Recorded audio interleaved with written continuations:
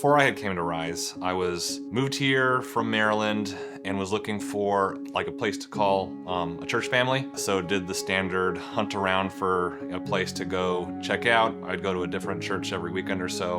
And so I came to Rise one Sunday being like, I haven't found a spot that I really liked so far. Greeted as I came in and started listening to the message. One of the things he did mention during the sermon was the Rise's connection to Church of the King. And they even, plastered a picture of Pastor Steve up on the screen. And I'm like, what the heck, this is crazy. Like, literally, that was my pastor 4 years ago whenever I was over in Mississippi. So having the roots of Church of the King with the awesome church family that I stepped into at Rise, and then brought her with me to come to San Antonio, right after we got married, or right before we got married, to be uprooted from literally every family member you have and have known for your entire life, then go to a new place that we don't know anybody at. The fact that we were able to get plugged into Rise so quickly, and the fact that small groups were happening, and the ladies' small group that you were in was just so incredible. Yeah, super quick friends. They yeah. were all super nice, welcoming. Because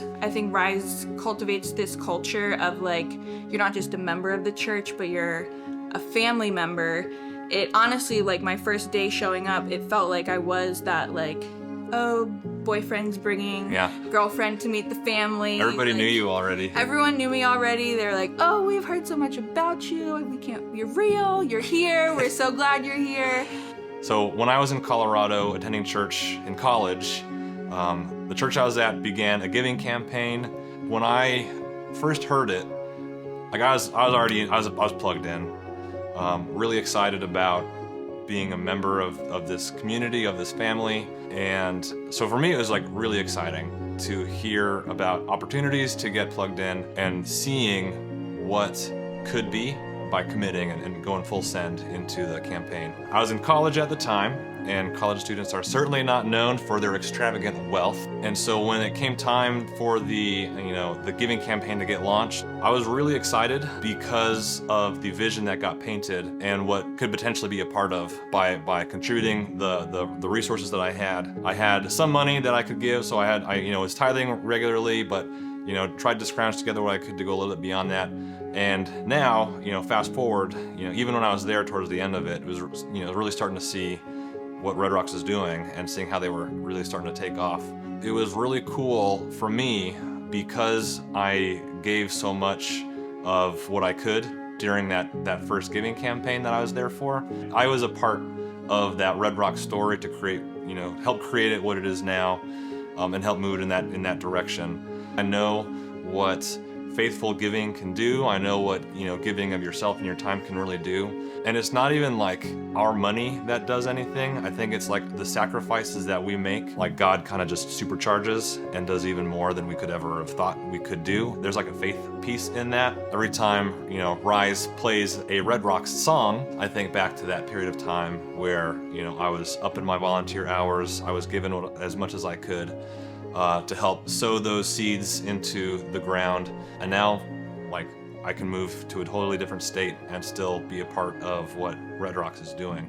We'll usually help nudge Heather whenever a Red Rocks song comes on, hey, they're playing it, we know them, we know that person, we know them, that's amazing. So it was really easy to participate in the campaign because I'd already been so plugged into the mission and vision, and seen some of the insane things that God was doing with that church at that time.